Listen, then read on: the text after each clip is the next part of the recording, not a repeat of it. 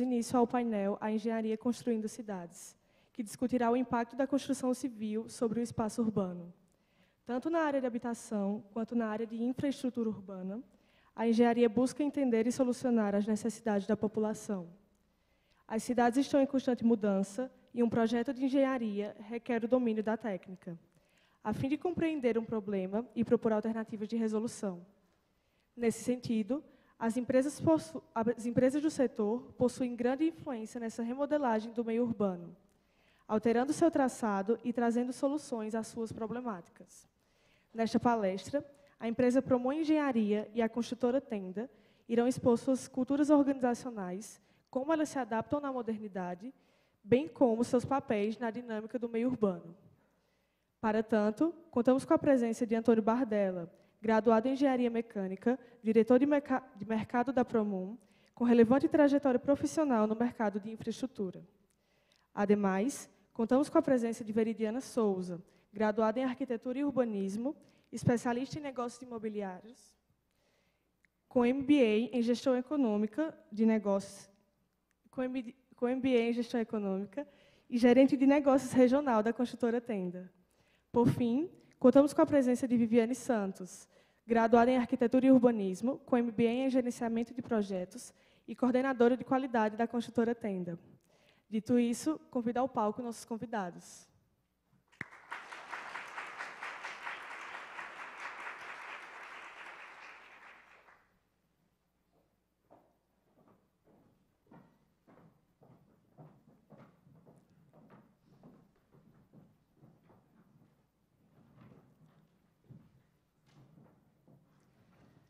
Durante a apresentação, caso vocês queiram fazer alguma pergunta, basta seguir a instrução que foi colocada em suas cadeiras.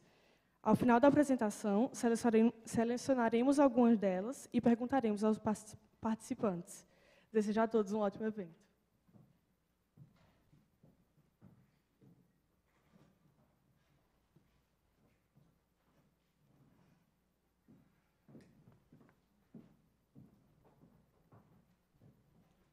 Bom, gente, bom dia a todos. Para mim é um prazer estar aqui, conversar um pouquinho com vocês. Não sei se vocês estão me ouvindo bem, acho que sim, né? Bom, gente, a ideia aqui é falar um pouquinho da Promon, vocês entenderem um pouquinho do que a Promon faz e como é que a Promon ajuda e, obviamente, através dos nossos profissionais, constrói uma cidade que, no final das contas, ela é inteligente, né? A gente vê aí muitos desenvolvimentos, principalmente na Europa e na Ásia, de cidades inteligentes. Espanha tem alguns cases de sucesso e a gente está começando a trazer isso para o Brasil. Temos muito a fazer, né, do ponto de vista de engenharia e do ponto de vista de construção, mas o futuro está próximo, né?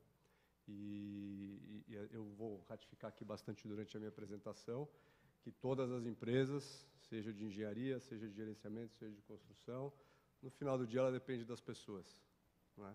Eu vou falar um pouquinho da Promon aqui e depois a gente abre para perguntas conforme foi falado para vocês, tá bem?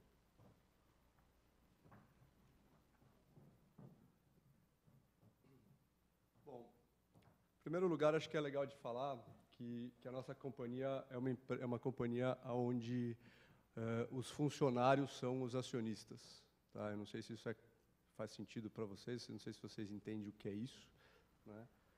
Mas a gente não tem um acionista majoritário, a gente não tem ações em bolsa, nós somos os donos da Promon, tá? A gente tem uma holding. Dá para soltar aqui? Então, a gente tem uma holding, que é a Promon SA. Embaixo dessa holding, a gente tem duas empresas operacionais.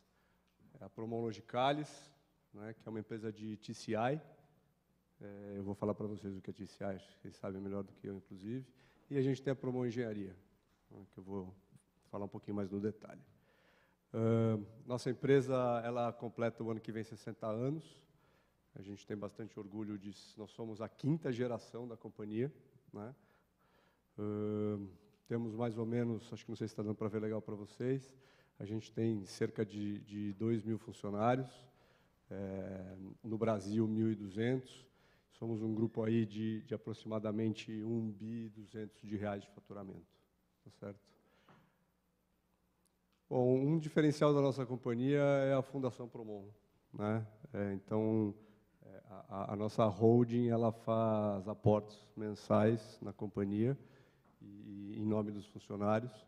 Então, a gente garante, de certa forma, a aposentadoria dos nossos funcionários, tá certo?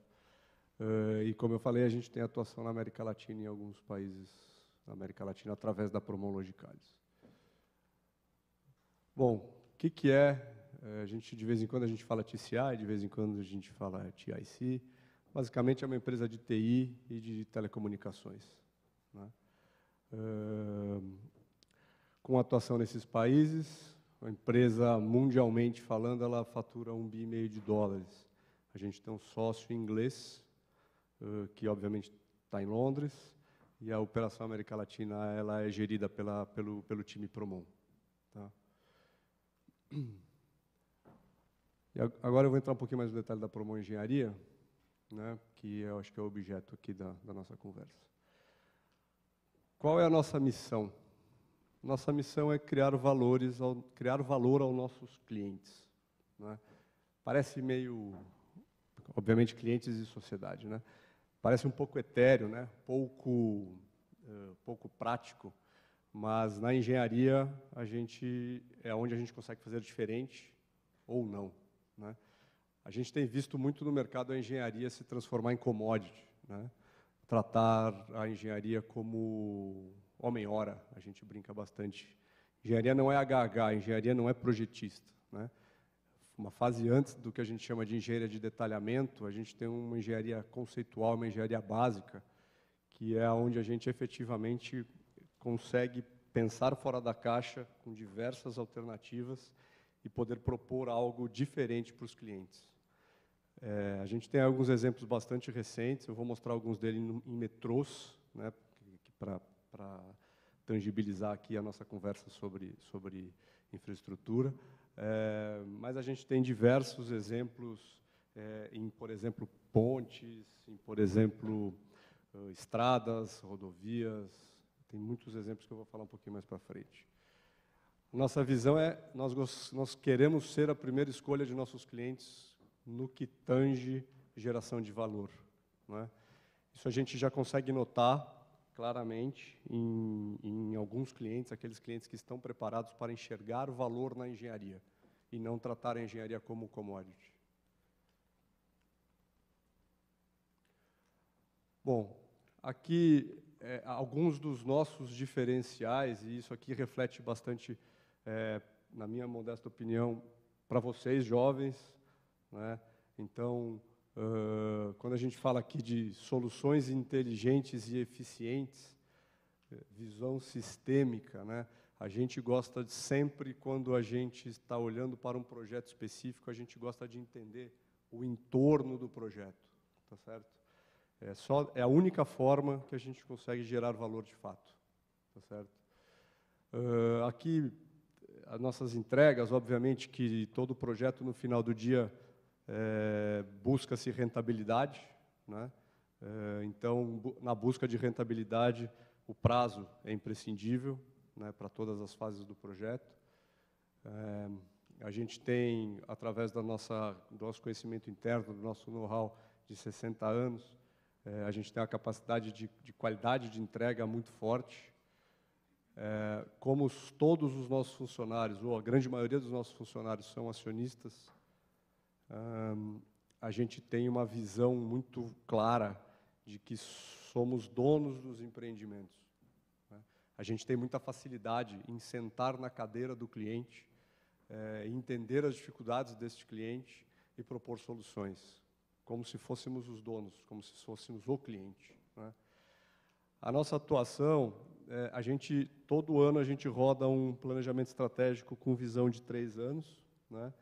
E aí a gente define os mercados que a gente vai atuar, eles mudam de ano para ano, tá certo? E aí, dentro desses mercados, a gente tem um atendimento específico para os principais players do mercado, de cada mercado, tá? A gente tem um leque de ofertas onde a gente consegue atuar no ciclo completo do empreendimento, desde a primeira ideia até o término da construção e a operação de um metrô, por exemplo, ou de um viaduto, por exemplo. Tá? E aí, obviamente, que atrelado a isso, a gente entende que a gente tem um diferencial competitivo em relação aos nossos concorrentes. Bom, como eu falei, a companhia é extremamente diversificada. Nós não temos no nosso plano ser segmentado. No Brasil, como a Promon Engenharia tem uma atuação hoje nacional apenas, os mercados no Brasil são individualmente muito pequenos, né? Para o ponto de vista de engenharia e de gerenciamento de projetos.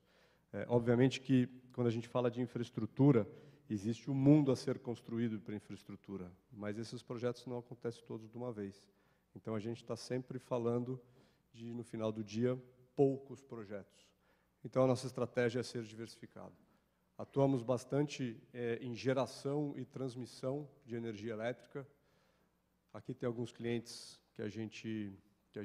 que são nossos clientes atualmente. A gente tem uma área de indústria, de processo e de manufatura. Essa é a indústria em geral. Aí eu estou falando de química, petroquímica, alimentícia. A gente tem a área que eu vou explorar um pouquinho mais aqui com vocês, que é infraestrutura e edificações especiais. Temos uma área de meio ambiente, e aqui essa área de meio ambiente ela é horizontal em todos os mercados brasileiros. Então, vocês veem aqui clientes bastante diversos, né? Siderurgia, Votorantim Cimentos, MRS área ferroviária, CEMIG geração de energia, mineração e metalurgia, óleo e gás, né? A gente tem um track record muito extenso com óleo e gás, principalmente com as refinarias e também um pouquinho de mercado offshore. E, por último, química e petroquímica, né, aqui muito voltado para fertilizantes. Tá? Bom, aqui, para a gente entrar no tema da palestra propriamente dita, aqui um pouquinho das referências de metrô que nós fizemos ao longo da nossa história, e como essas obras, esses projetos de engenharia, e algumas delas nós executamos as obras também, esse é o nosso track record no mundo, né? Então, vocês conseguem enxergar aí, os próximos slides mostram um pouquinho, mas vocês conseguem enxergar que a gente, num dado momento da nossa história, a gente executou projetos na Europa e no Oriente, um pouquinho aqui na América do Sul mesmo, mas o nosso grande track record é aqui no Brasil. Tá? Essa é um pouquinho da nossa história, né? Aí, muitas dessas estações vocês vão reconhecer, provavelmente muitos de vocês passam diariamente em alguma delas, né? Então, aqui, década de 60, década de 70, algumas no Rio de Janeiro,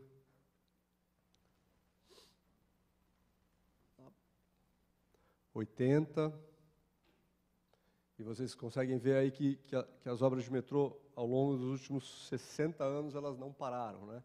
A gente sempre tem aí, de alguma forma, uma continuidade, até porque a nossa malha metroviária no Brasil ela é muito pobre, né? Se a gente for comparar com a malha metroviária na Europa, por exemplo, né? É realmente muito pobre. 90,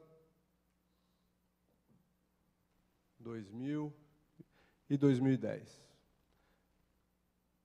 Bom, aqui a gente selecionou, se eu não me engano, são 3 cases, né, onde a Promon atuou como projetista, como gerenciadora da obra e como subsídio à construtora. Nós, nesses casos, nós não éramos os construtores, existia uma empresa construtora.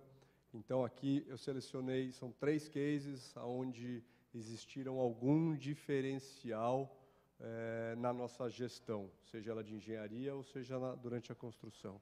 Nesse caso específico, né, lá da linha 4, no Rio, era uma área extremamente urbanizada e povoada, Não sei quem conhece essa linha lá, mas a obra foi feita no meio da cidade, ela passa por comunidades, então tiveram interfaces complicadíssimas e que a gente passou a tratar essas interfaces no momento da engenharia conceitual, lá no comecinho, né?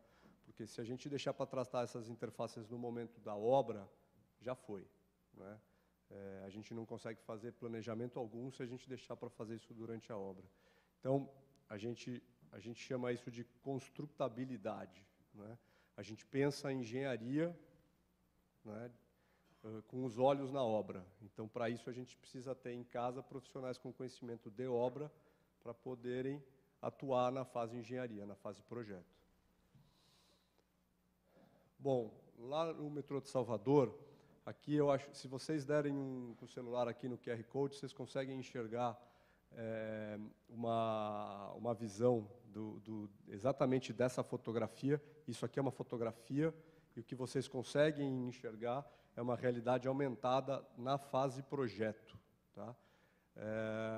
Aí aqui, a gente, utilizando o BIM, né, não sei até onde vocês estão familiarizados, mas utilizando a ferramenta BIM, a gente conseguiu ter diversas disciplinas trabalhando simultaneamente, né? Não sei se vocês conseguiram aí olhar no QR Code. Eu estou vendo que ali eles tentaram. Conseguiram aí? Deu? Então, isso que vocês estão vendo no celular de vocês não é a foto, tá? O que vocês estão vendo no celular de vocês é a realidade aumentada antes da construção, tá certo? Vamos lá. Aqui a linha 6, em São Paulo, isso aqui foi um desafio de gestão, de gerenciamento de contratos, né? Por favor, não me perguntem por quê, mas foram contratadas empresas diferentes para cada um dos escopos, tá? Então, durante o projeto executivo, para cada uma das 15 estações, tinha uma empresa diferente para executar a obra. E a mesma coisa aqui, para o que a gente chama de VSE, que são os postos de ventilação e sede de emergência, tinham 17 unidades e cada uma das unidades estavam sendo feitas por empresas diferentes. Então, isso aqui foi realmente um desafio de gestão incrível por causa da interface de todas elas, né? Além da quantidade de documentos. Bom, eu separei só 3 cases, depois a gente pode falar mais um pouquinho se vocês quiserem, tem mais alguns outros cases de cabeça aqui que talvez façam sentido a gente falar. Bom, e aí eu volto naquilo que eu falei no começo da apresentação, que não importa quais sejam as ferramentas de TI, não importa qual seja o desafio de projeto, no final do dia a gente volta às pessoas, né? A TI faz aquilo que as pessoas programam a TI para fazer, por mais sofisticado que seja, tá certo? Então eu separei aqui algumas frases de impacto, né? Só para a gente voltar no assunto, tá certo? E hoje, para terminar, né, o que a Promon se propõe a fazer dentro das cidades inteligentes é trazer o expertise da indústria, tá certo? Que no final do dia orbita em torno das grandes cidades, né, através das pessoas, para termos as cidades inteligentes. Então, por exemplo, a gente já construiu mais de 5 termoelétricas como construtores. Não sei se vocês sabem, lá na Zona Sul, pertinho lá da Billings, tem uma termoelétrica para ser construída agora, dependendo do leilão de energia do final do ano, tá? Então, lá nós estamos participando ativamente, né? Bom, infraestrutura acho que eu falei um pouquinho. Enfim, aqui foi mais para cada uma das indústrias, a gente consegue dar um exemplo de como a gente está trazendo, de alguma forma, um know-how da indústria para dentro das cidades. E a gente acredita piamente que esse é o futuro, e, obviamente, que para isso a gente precisa de pessoas capacitadas e com vontade de fazer as coisas diferentes. Acho que era isso, pessoal. Tá bom? Tá bom.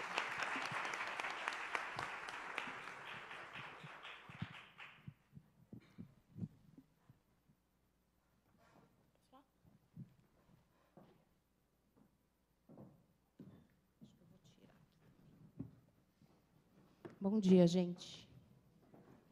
Bom, meu nome é Veridiana, eu sou arquiteta, urbanista, mas trabalho há quase 20 anos no mercado imobiliário. Então, a minha ideia, e a Vivi aqui, é contar para vocês um pouco o que a Tenda faz e como que a gente tenta fazer a diferença na vida das pessoas, né?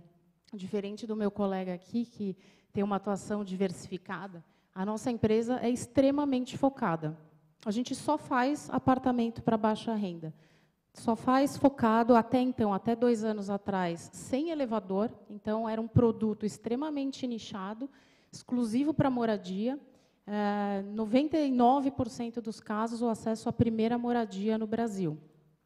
A Tenda é uma empresa mineira, já tem bastante anos de estrada aí. Eu não sei quem de vocês já ouviu a história da Tenda quando foi comprada pela Gafisa, em 2008. Estou vendo ali, você já ouviu falar da nossa história. A Tenda se reinventou nos últimos 10 anos, né?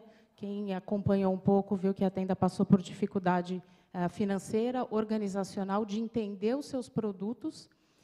Em 2012, praticamente fechou as portas para lançamento, olhou para dentro de casa, se reinventou no seu modelo de construir, e nos últimos 6 anos tem demonstrado resultados consistentes, porque escolheu focar num determinado segmento, que é a moradia para baixa renda. Então, a minha ideia é ser sucinta, mas trazer para vocês um pouco a história de como começa um prédio, porque às vezes a gente fica focado na construção, olhando a construção em si, o guindaste, a mobilização do canteiro, mas a gente não sabe o que vem antes. Então, eu vou contar aqui, tentar, de forma resumida, contar o que vem antes do prédio começar a aparecer e como que a gente tentou se estruturar para fazer um diferencial frente ao mercado, tá bom? Aí as perguntas que vocês tiverem a gente coloca no final também aí.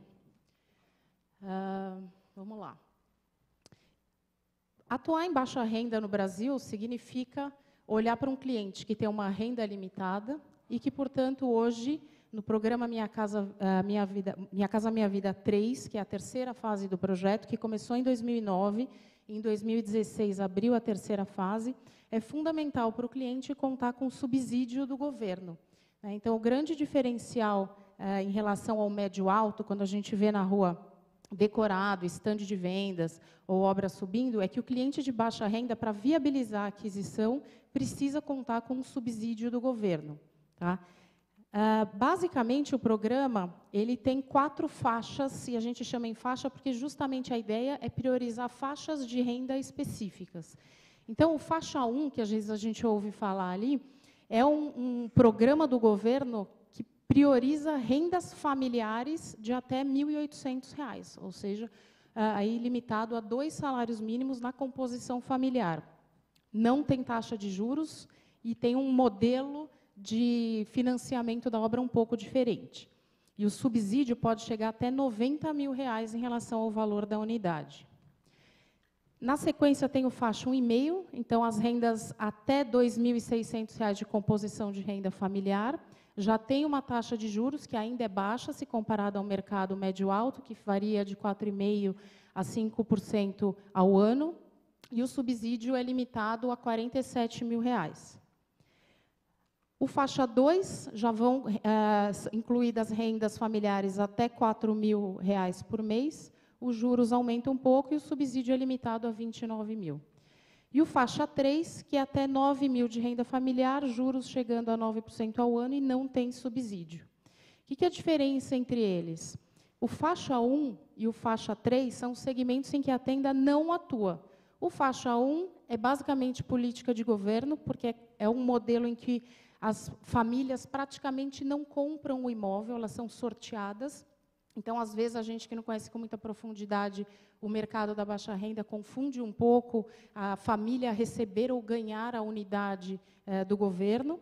E o faixa 3 já são rendas limitadas a R$ 9 mil, que não é um público da Tenda, porque nessa faixa não há subsídio do governo.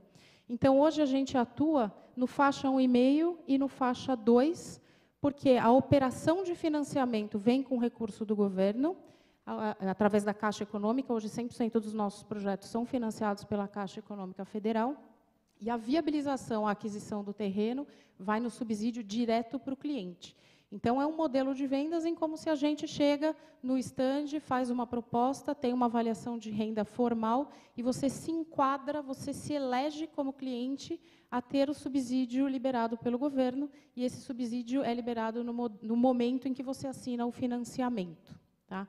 Então, basicamente, esse programa busca fomentar o acesso à moradia, oferecer taxas de juros mais acessíveis para que o cliente consiga pagar e tentar buscar como política habitacional a redução do déficit habitacional, porque a gente sabe que o nosso país tem um déficit enorme. Até a gente estava falando antes um pouco aí que com toda essa crise que a gente tem visto no setor, o setor de baixa renda, as empresas de baixa renda, líderes de mercado, sofreram pouco ou quase nada com essa crise, porque a demanda é praticamente infinita no nosso país e o recurso está disponível para o cliente. Então, é basicamente onde a Tenda atua hoje, focada em prédios residenciais no faixa 1,5 e no faixa 2, ou seja, famílias com renda de R$ 2.000 a R$ 4.000 na composição familiar. E, com esse pano de fundo, né, de uma empresa extremamente focada e que tem, para se diferenciar, a Vivi vai contar um pouco aí dos nossos destaques na construção propriamente dita, a minha provocação para vocês é só a gente entender um pouquinho o que significa incorporar no Brasil. Né? Diferente de alguns países, aqui o imóvel na planta, quando a gente fala vou comprar na planta, significa que a gente está comprando uma coisa que não é concreta. Por isso que a gente investe em maquete, imagem, memorial descritivo, e os contratos são tão bem detalhados, porque quando você chega num estande, você está comprando uma promessa, né? Você está comprando um sonho para alguns, na maioria dos nossos clientes é isso, quando a gente vê essa realização do acesso à casa própria, mas a gente está comprando uma coisa que não existe. E essa coisa que não existe é pautada por uma legislação que tem mais de 50 anos, é uma legislação federal que vale para o Brasil inteiro, que é a Lei das Incorporações. Então, quando a gente fala que uma empresa é incorporadora e construtora, significa que a incorporadora é responsável por realizar as atividades que precedem a construção. Então, escolher o terreno, desenvolver o projeto, aprovar o projeto, tirar as licenças, definir o preço de vendas, fazer um contrato de compra e venda e garantir a entrega no prazo e na qualidade, é uma responsável da incorporadora. Diferentemente também do que, às vezes, a gente confunde o papel da construtora e o papel, às vezes, até da imobiliária. Né? Então, no nosso segmento, a gente fala que a construção, e vocês vão ver um pouco a diferenciação da Tenda em relação à velocidade de construção frente ao mercado, mas tudo que vem antes é um casamento, a hora que você olha o ciclo inteiro, é um casamento que leva mais de 10 anos. Comprar um terreno, a partir do momento que você direciona uma oportunidade, aprovar um projeto e abrir vendas, leva pelo menos 3 anos. Mais 1 a 2 anos para construir. Mais 5 anos de garantia, no mínimo, que é a garantia que a construtora tem que dar no pós-obra, é um casamento aí de 10 anos. Então, o nosso ciclo é bastante longo, ele tem uma interferência bastante diversificada, porque você se envolve com prefeitura, com o governo federal, com o cliente, com o banco. Então, a cadeia produtiva é diversificada, nos traz uma série de desafios para isso. As equipes são multidisciplinares, porque você tem que falar com advogado, arquiteto, financeiro para fazer conta da viabilidade, para tudo isso ainda no final do dia dar algum resultado. Né? Como eu falei, a Tenda não participa da política pública para dar a unidade, então é uma empresa privada que visa lucro, embora tenha na sua visão o acesso à moradia popular. Então, a conta tem que fechar no final do dia. Então, todas as etapas, que eu resumi aqui em 4 principais etapas, tem que ter uma frente de ser viável do ponto de vista de compra do terreno e de construção daquela edificação pretendida. Tá? Então, essa primeira etapa de aquisição do terreno é a mais difícil, eu diria, porque ela tem uma série de incertezas e o sucesso do empreendimento depende da mitigação das incertezas que a gente coloca nessa aquisição. Então, os estudos técnicos variam desde fazer uma sondagem de solo, um levantamento planealtimétrico, dependendo do terreno, estudos hidrológicos, geofísicos, dependendo de onde você está comprando, a região que você está querendo implantar o seu empreendimento. A Tenda atua na região metropolitana de São Paulo e tem uma atuação nacional, mas normalmente mais periférica em relação às regiões centrais. Então, muitas vezes, a gente se depara com terrenos que têm uma vegetação de porte relevante. Então, existe fragmento vegetal, a necessidade de uma supressão de vegetação, proximidade com córrego, muitas vezes está próximo de comunidades onde não tem tratamento de água, de esgoto. Então, toda essa análise, quando a gente recebe a oferta do terreno, é a primeira coisa que a gente tem que fazer toda a diligência, inclusive documentação jurídica, para a gente não entrar numa furada, né? Comprar um terreno numa localização ruim, ou que tenha, por exemplo, uma nascente no meio do terreno, te implica em algumas limitações e restrições de implantação.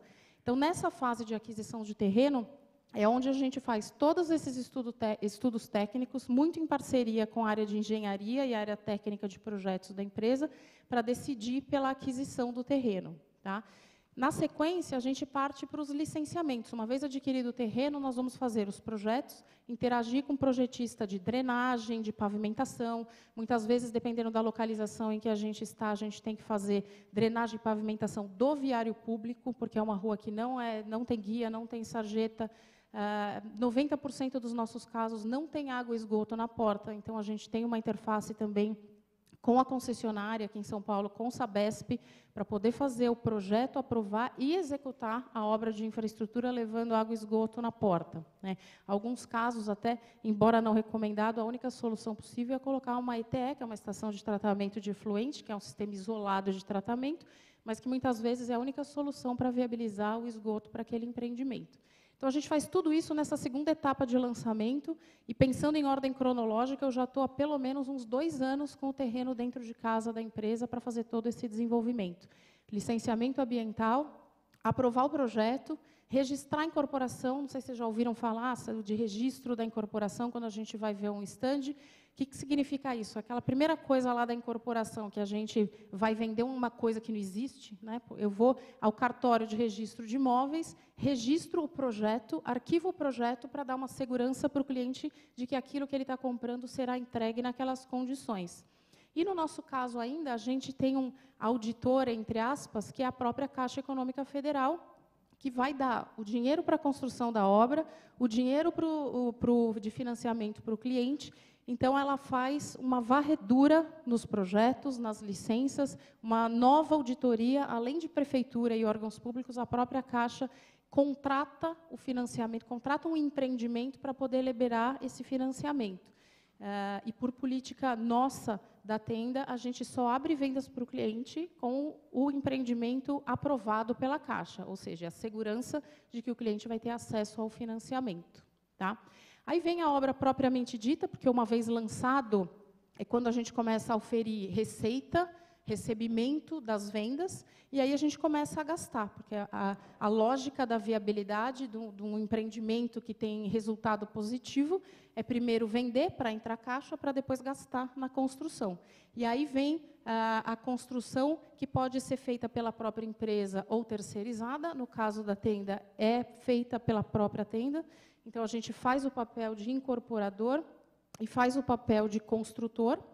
E, nesses últimos 6 anos que eu contei para vocês aí da reviravolta que a Tenda deu na sua cultura organizacional, um dos grandes motes nosso e de diferenciação competitiva é justamente o nosso sistema construtivo e o nível de precisão operacional que a gente tem buscado alcançar, tá? E, por fim, feita a construção, a gente tem a etapa de entrega, a assembleia de entregas do empreendimento, onde tem a tradicional eleição de síndico, o corpo diretivo que vai administrar o empreendimento. E a gente tem também uma coisa bastante interessante que coroa todo o nosso desenvolvimento de projeto, diferente até um pouco do mercado, que na própria assembleia a gente entrega as chaves dos clientes, porque eles já estão repassados com a Caixa, até pelo nosso modelo de financiamento, que é o repasse na planta, que é onde tem todo o associativo. Não sei se vocês já ouviram em mercado de baixa renda essas terminologias, mas, basicamente, é receber o dinheiro do financiamento durante a obra. Então, quando a gente conclui a obra, o cliente já nem é mais cliente praticamente da tenda, ele é um cliente da Caixa Econômica Federal, porque ele já está repassado, já está com o seu contrato de financiamento assinado. Então, na Assembleia, é o momento que a gente também entrega aí 90% das chaves. O ano passado, a gente comemorou, numa das assembleias, 100 mil apartamentos entregues.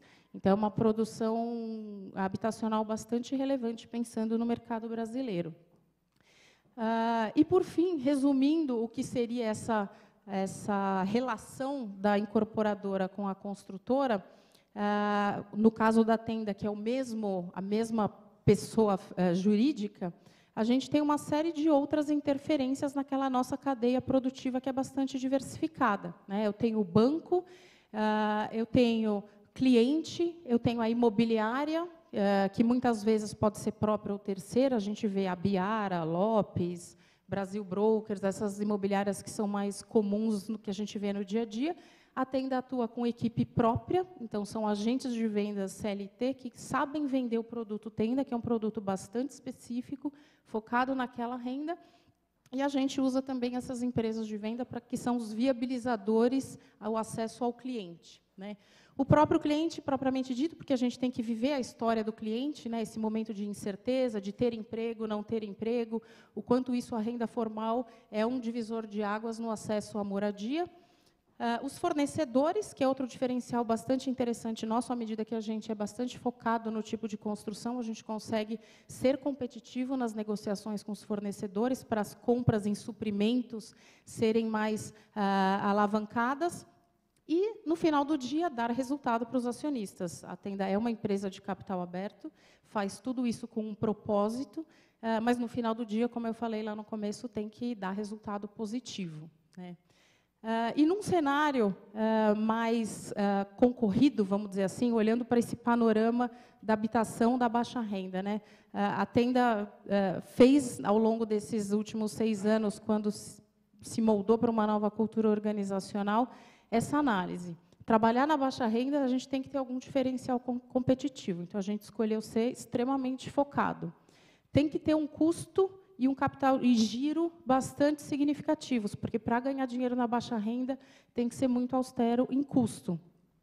Não há diferencial de produto. A hora que a gente olha outros concorrentes nossos, diferentemente do médio alto, que você põe uma piscina com borda infinita, que você põe um acabamento diferenciado no salão de festas, a gente decidiu ter um produto simples, digno, mas que fosse viável para um custo que nos desse resultado, né?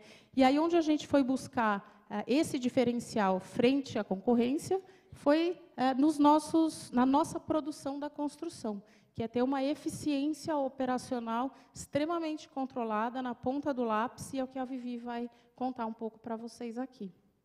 Tá bom?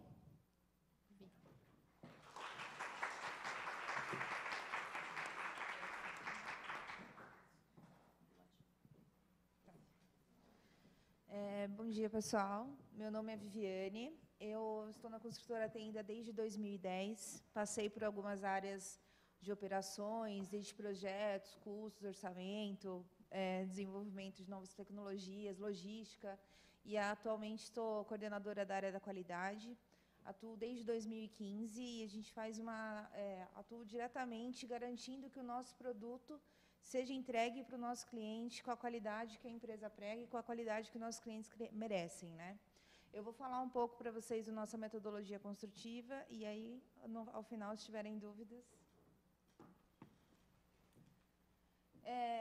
Historicamente, né, gente, a indústria da construção civil, ela foi a que menos evoluiu, né? A gente não tivemos grandes passos, né? Isso é uma questão comportamental do nosso segmento. E o porquê disso, né, gente? A falta de padronização entre os projetos limita o potencial de ganho de escala, né, pela variedade. Tipo, o empreendimento tem um determinado número de unidades, equipamentos de infra, salão de festa, piscina, contenção. Esse tipo de variedade, ele impacta diretamente em um processo padrão. Se a gente não padroniza, o nosso volume de operadores, velocidade de obra, fornecedores, materiais em si, acabam influenciando diretamente no custo e velocidade de obra. Terceiros, né? Dezenas de terceiros dos projetos não se coordenam para reduzir custos, ou seja, quanto mais pessoas você tem gerindo aquela obra, quanto mais pessoas com interesses diferentes você tem ali dentro, muito mais complicado é para a gente garantir que todos trabalhem com a mesma forma, com o mesmo foco, buscando os mesmos objetivos. Então, isso acaba atrapalhando também a evolução, né? E como o resultado é uma indústria que consistentemente aumenta os preços para clientes e ignora ferramentas. O que acontece, gente? Normalmente, as construtoras elas têm os empreiteiros que executam as atividades, e tem algum imprevisto na obra, atrasa, o que o pessoal faz? Ah, não, a gente aumenta o empreiteiro, troca o empreiteiro, e isso impacta diretamente na velocidade de obra e no custo para o nosso cliente. E o que acontece? A gente ficou com uma dúvida aí, né? Se é possível transformar as nossas obras em fábricas. Foi isso que a gente questionou lá atrás. E, em 2013, nós tivemos esse estalo. Quando aconteceu que a gente entendeu que queria virar uma fábrica de apartamentos. A Tenda, esse ano, completa 50 anos, tá? E há 6 anos a gente teve essa virada de chave, como a Veri comentou aqui com vocês. Qual foi o nosso primeiro passo, pessoal? A padronização de forma de alumínio. Então, em 2013, padronizamos o nosso processo para que todas as nossas torres, todos os nossos empreendimentos fossem executados com a padronização de forma de alumínio. Então, com isso, todas as obras, seguindo o mesmo processo, a gente já trouxe mais a questão de ter um controle maior da nossa gestão e da nossa inteligência de processo do que a gente queria entregar. Um segundo passo foi a padronização dos projetos. Então, hoje, a Tenda tem exatamente o mesmo produto em qualquer segmento no nosso país. Então, nós padronizamos conforme as legislações locais, as exigências conforme a cidade, o Estado, para tentar chegar no modelo ótimo para a nossa otimização. Então, ou seja, nós temos hoje uma central, um galpão que otimiza essas formas e a gente monta esse produto conforme aquela região. Então, o nosso produto hoje ele é bem enxuto e, assim, a gente brinca que quem faz a nossa obra na Bahia vem para São Paulo e consegue construir tranquilamente sem sentir impacto algum. E, para quem roda o Brasil, consegue identificar tranquilamente um produto da Tenda ao passar na rua. A gente tem essa padronização. E aí, o que aconteceu? Com a padronização da forma, com a definição de usar a forma, a padronização dos nossos projetos, a gente entendeu que a nossa fábrica não pode parar de produzir. Cada jogo de forma ele tem um uso mínimo de 800 unidades. Então, um dia que a gente não concreta, a gente deixou de produzir um volume considerável de unidades para entregar para o nosso cliente. Então, o que acontece? As obras não param e elas trabalham em paralelo conforme o seu time de jogo de forma. E nós temos equipes que já fizeram mais de 5.000 unidades com esse processo padronizado. Então, com tudo isso, nós temos, né, o processo de padrão de forma, a padronização do nosso processo, então a gente pensou, vamos transformar isso num processo industrial. E o que nós juntamos aqui? O Lean Construction, qualidade, eficiência, custo e segurança, para padronizar e dar continuidade para que essa indústria fique em pé, para que a gente consiga otimizar o nosso processo a cada dia e trazer uma redução, conseguir ter maior velocidade de produção. Então, assim, aqui no case da Tenda, o que acontece? Uma fábrica tradicional, gente, o produto caminha pela fábrica e ele finalizado, ele sai da fábrica. Então, ou seja, a fábrica é fixa, o time é fixo e o produto é móvel. Quando a gente muda o cenário, e vamos falar de obra, a fábrica anda e o produto fica. Quando o produto é finalizado, a fábrica sai, ou seja, a fábrica vai até o terreno, constrói um empreendimento e sai, para que vá para o próximo terreno começar o processo novamente. Então, o que acontece? A fábrica é móvel, o time é móvel e o produto é fixo. Que esse foi o nosso grande desafio em tentar padronizar todo esse processo. E aí, o que acontece, gente? Com essa padronização, nós conseguimos uma melhoria de performance absurdamente grande. Para vocês terem noção, hoje a nossa produção, cada equipe, no mínimo, produz por dia 4 apartamentos. Então, todos os dias, 4 apartamentos de todas as atividades da torre são executados. Então, desde a nossa equipe de radier até a equipe de pintura final para a entrega do cliente, para a empresa de apartamento, tem a mesma velocidade de produção, independente do nosso produto. A Tenda hoje atua com térreo mais 4 pavimentos, e agora nós estamos há 2 anos com uma tipologia de térreo mais 10, térreo mais 11, estamos verticalizando mais para poder alcançar outros nichos. E, com isso, o nosso segmento, a gente não teve nenhuma... Com essa metodologia de Fabril, de otimizar a linha, com essa verticalização, a gente não sentiu nenhuma dificuldade maior dessa virada de chave. Por quê? Como todos os itens da esteira trabalham com a mesma velocidade produtiva, a questão da verticalização não foi um desafio tão grande para a gente, e estamos aí dando os novos passos, né? Aqui o que eu consigo mostrar para vocês é o seguinte: a evolução da fábrica. Em 2013, quando nós tivemos essa virada de chave para o processo Fabril, nós travamos ali na base 100, e a gente consegue observar que os nossos resultados foram opostos ao Índice Nacional da Construção Civil, ou seja, nós continuamos melhorando o nosso processo, entregando, otimizando o nosso processo de fábrica e reduzindo o custo. Então, a gente foi totalmente fora do que o mercado prega. Graças a Deus, nós não sentimos nenhum impacto com essa questão do mercado, muito pelo contrário. A empresa cresceu e continua crescendo bastante. Acreditamos que esse trabalho de padronizar, definir uma linha de produção, os times, trazer a execução para dentro de casa, gerenciar toda essa equipe, trouxe esse impacto extremamente positivo para os nossos resultados. Aqui a evolução da Tenda desde 2013. Nós estamos falando que em 2013 nós tínhamos na casa de 300 milhões de lançamento para 2 bilhões em 2018. Então, foi um crescimento bastante significativo. E aqui, nos 2 últimos anos, a Tenda foi eleita a maior construtora do estado de São Paulo, a maior construtora de São Paulo.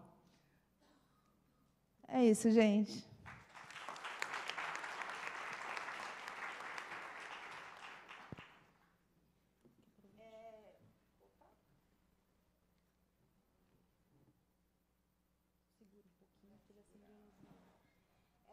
Nós vamos mostrar aqui para vocês um vídeo institucional falando um pouco do nosso processo Fabril, e também um outro vídeo mostrando a nossa entrega de sonhos, para vocês entenderem um pouco de como funciona e como que o nosso cliente recebe o produto. A Tenda é uma das principais construtoras e incorporadoras do país. Já entregou 100 mil apartamentos em mais de 100 cidades. E hoje tem operação focada nas principais regiões metropolitanas do Brasil. Mas até aí você deve conhecer várias outras grandes construtoras e incorporadoras brasileiras, certo? E o que a Tenda tem de diferente? Para começar, nós nascemos com uma missão muito clara: concretizar o sonho dos nossos clientes, a casa própria. A gente sabe que o Brasil enfrenta há muito tempo um déficit habitacional grande. Muitas famílias por aí batalham duro para pagar o aluguel ou se viram como podem para garantir um teto. É aí que a Tenda entra. Todos os nossos apartamentos se enquadram nas faixas 1,5 e 2 do Programa Federal Minha Casa Minha Vida. Por isso, temos condições ideais para quem busca um lar para chamar de seu e não pode arcar com prestações muito altas. Funciona assim: o governo ajuda com uma boa taxa de juros e um subsídio atrativo. E nós fazemos de tudo para o valor das parcelas se encaixar no bolso de cada cliente. Não é fácil e a gente tem um longo caminho para conseguir entregar essa missão, mas sabemos bem como chegar lá.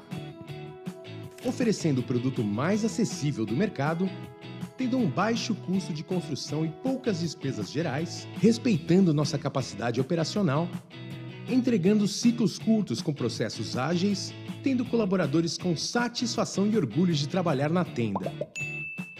Isso tudo é fruto do que chamamos na Tenda de fundamento, que são os 4 principais pilares dos quais não abrimos mão em nosso negócio.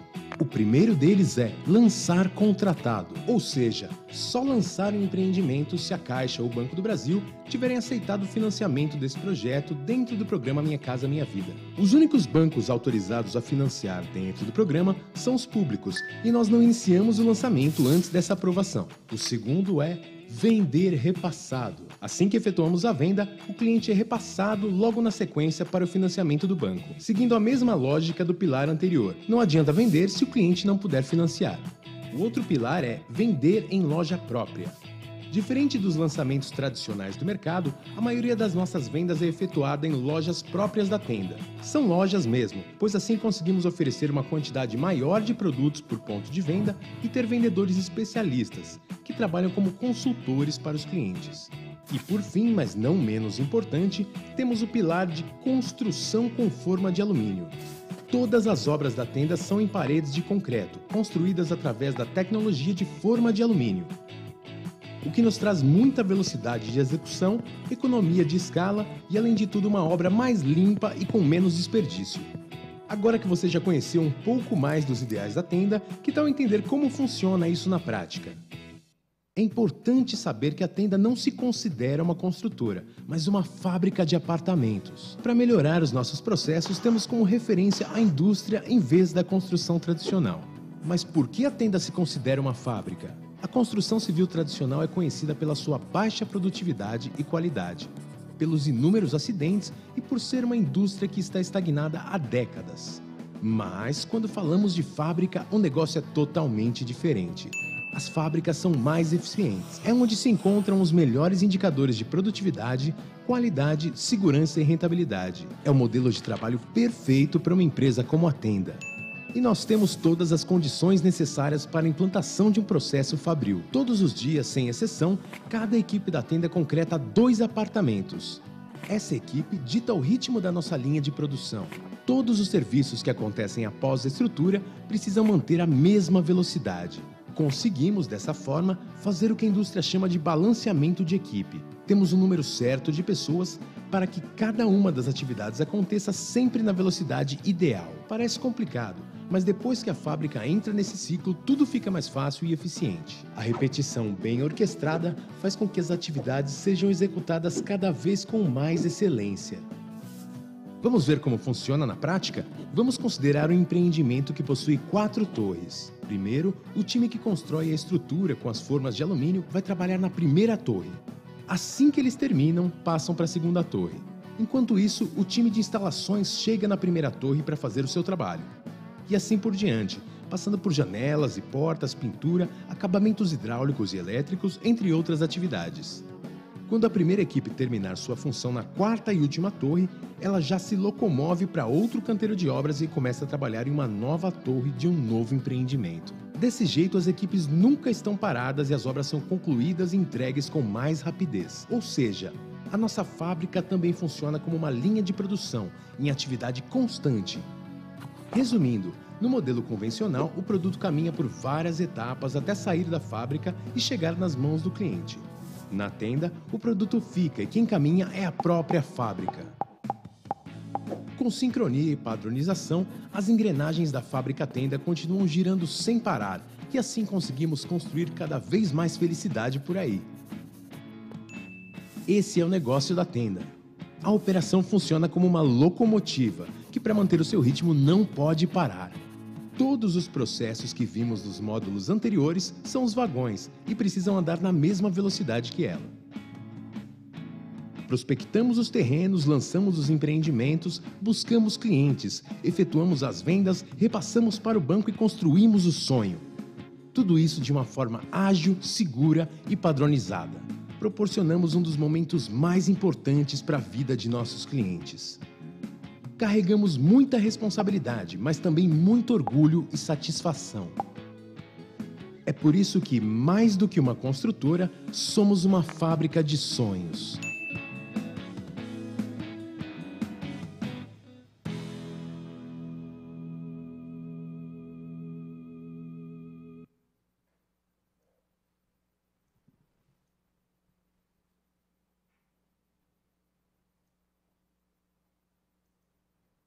A gente chorou muito de tristeza e hoje é um choro de alegria, de verdade mesmo.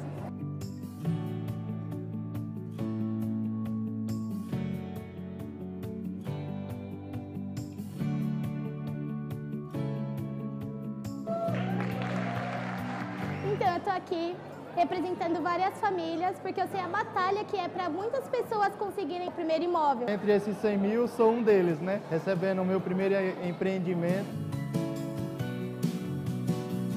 Estou aqui entregando hoje a 100ª milésima unidade da tenda.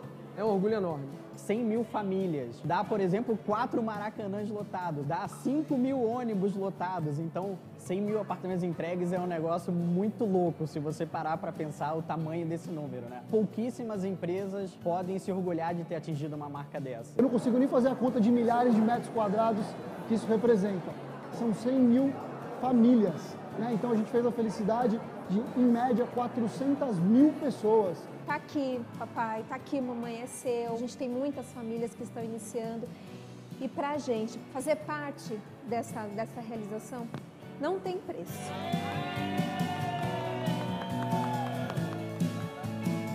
Que venham mais outros 100 mil, chegar a 500 mil. Eu espero chegar a 1 milhão um dia de imóveis entregues e gente feliz, sorrindo com a gente.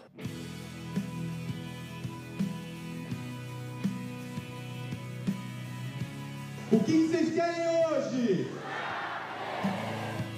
Estou muito feliz, eu não estou acreditando ainda, acho que só quando eu entrar e ver que é meu mesmo e começar a colocar tudo do meu jeitinho. Uma nova etapa da minha vida que está se iniciando, e aí a gente imagina quantas coisas podem acontecer dentro desse lar. Eu sou tão nova, eu consegui, eu sei que tem muitos outros trabalhadores, batalhadores que vão conseguir também realizar.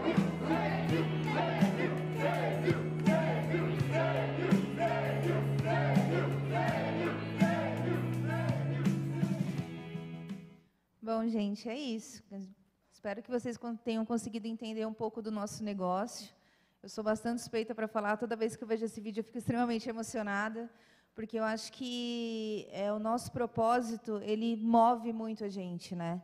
A gente trabalha com os sonhos das pessoas e, independente do custo, do valor que elas pagam na unidade, a gente faz com muito carinho e muito bem feito para que as pessoas fiquem felizes, que é o imóvel da vida delas. Obrigada pela atenção de vocês aí.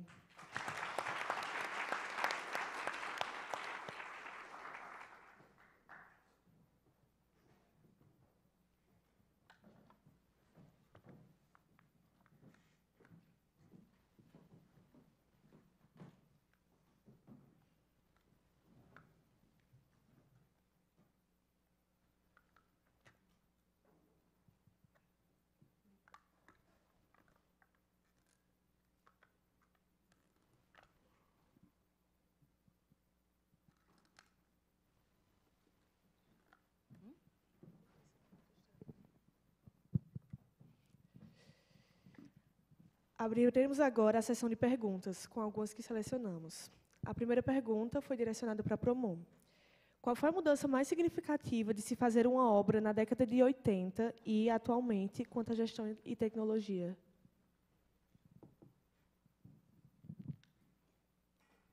Acho que foi a TI. Hoje em dia, a gente faz gerenciamento de obra por drone, né? Na década de 80, a gente tinha os fiscais e os inspetores, eles tinham que fisicamente rodar a obra todo santo dia, mais de uma vez por dia, e, obviamente, traziam os seus relatórios, muitas vezes na prancheta, né? E aí, obviamente, montavam seus relatórios no escritório, e aí a gente tem acho que toda obra tem, né? A gente tem os relatórios diários de obra. Hoje em dia, muitos desses relatórios eles já estão 100% incluídos, de alguma forma, via computador. Hoje em dia, a gente tem um checklist num celular, que você consegue acompanhar o andamento da obra, se aquela atividade foi ou não executada. Esses relatórios eles sobem em nuvem e a gente consegue acompanhar a obra do escritório, por exemplo. Então, dei aqui alguns exemplos. O drone é outro exemplo, nuvem de pontos é outro exemplo. Eu acho que principalmente a TI. A segunda pergunta é: quanto ao Minha Casa Minha Vida, existem estudos sobre a mobilidade das pessoas que moram em um imóvel distante de seu emprego e atividades de lazer? Essa pergunta é difícil. É um dilema que a gente se vê todos os dias, porque, na prática, os nossos terrenos são distantes. A gente investe em estudo para entender qual é o hábito de consumo, qual é o perfil de trabalho dos nossos clientes. E acaba que, por uma questão de custo de terreno, a gente está mais hoje presente ainda na periferia de São Paulo, nas regiões que são mais afastadas do centro. O que a gente procura mitigar isso é buscando terrenos próximos a transporte público, e com a verticalização dos nossos projetos, que até então eram só de térreo mais 4 sem elevador, a gente ficava pouco competitivo na compra dos terrenos, porque imagina um terreno de 10 mil metros quadrados, tem um potencial de construção, por exemplo, numa ZEIS, que é uma zona especial de interesse social, que é um zoneamento bastante específico da cidade de São Paulo. A gente desperdiçava potencial construtivo, porque lá não tem limite, nesse zoneamento, não tem, por exemplo, limite de gabarito de altura, e a gente acabava desperdiçando e, portanto, perdendo terrenos para a concorrência que eram verticalizados. Com a verticalização, e a gente colocando agora projetos 1 elevador ou 2 elevadores, a gente tem se aproximado mais do centro, porque a gente está ficando competitivo nas compras de terreno. Então, vocês vão ver ali terrenos que, para a gente, eram inimagináveis, hoje são realidade, ali próximo da Ponte do Limão. Tem um outro que a gente lançou na Miguel Yunes, na Zona Sul, próximo da estação lá de Interlagos do metrô. A gente tem se aproximado, vocês vão, acho que, ver mais tenda por aí, mas a gente tenta mitigar a distância, que realmente é uma realidade, estando próximo de transporte público. Então, tanto para o trabalho quanto para lazer, a gente busca aí o transporte público. A terceira pergunta é: qual a relação das Smart Cities e da rede metroviária, especificamente para o caso de São Paulo?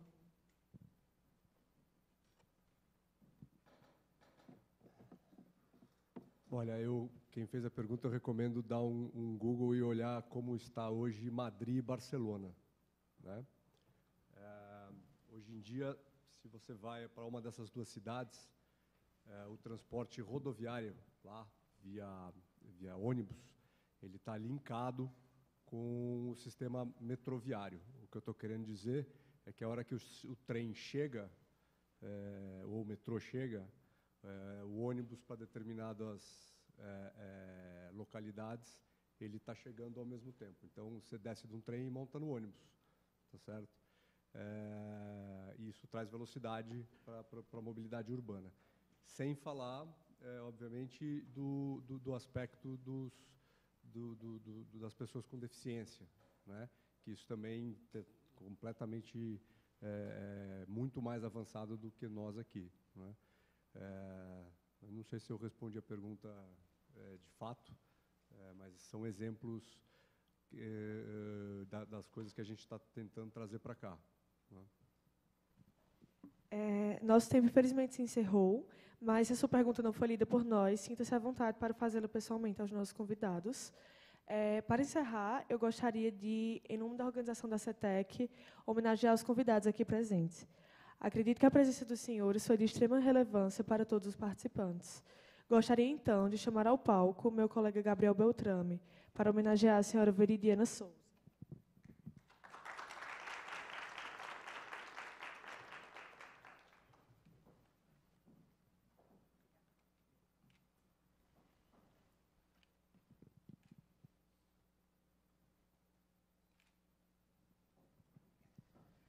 Agora chamo meu colega Thales Tadeu para homenagear a senhora Viviane Santos.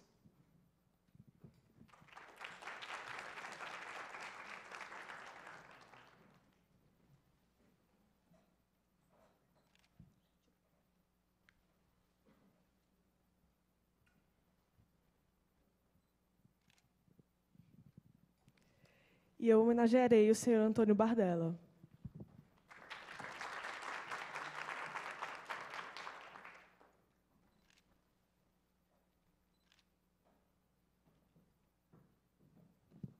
Obrigada a todos pela presença e esperamos vocês hoje, às 5 horas, na palestra em que abordaremos o tema Startup, um pilar das cidades.